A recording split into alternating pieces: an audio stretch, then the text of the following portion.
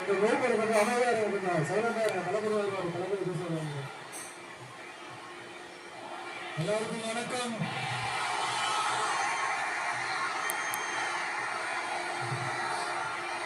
நான் பேசுறது கேக்குதா?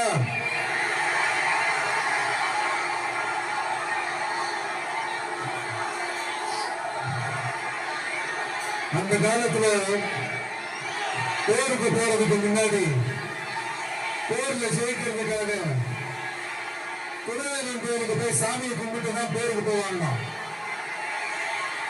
அந்த மாதிரி அடுத்த வருஷம் நடக்க போற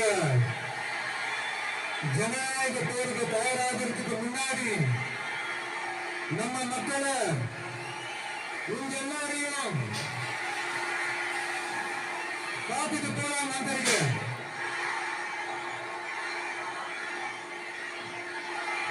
ஒரு சில மண்ணை தொட்டா ரொம்ப நல்லது,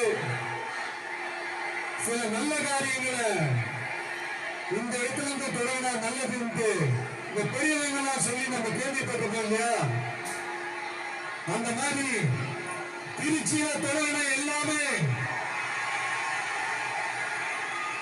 திருப்பமுனையா அமைன்னு சொல்லுவாங்க. அதுக்கு நிறைய எக்ஸாம்பிள்ஸ் இருக்கு.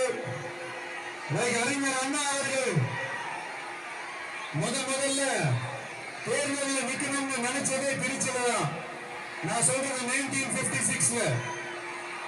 அதுக்கப்புறம் புரட்சி தலைவர் எம்ஜிஆர் அவர்கள் அவருடைய முதல் மாநில மாநாட்டை நடத்துறதும் திருச்சிதான். நான் சொல்றது 1974. அந்த மாதிரி திருச்சிக்குமே நிறைய வரலாறுகள் இருக்குது. நம்ம கொள்கை தலைவர் பெரியார் அவர்கள் வாழ்ந்த இடம், மலைக்கோட்டை இருக்கிற இடம், கல்விக்கு பேர் போன இடம், மதச்சார்பின்மைக்கும் மத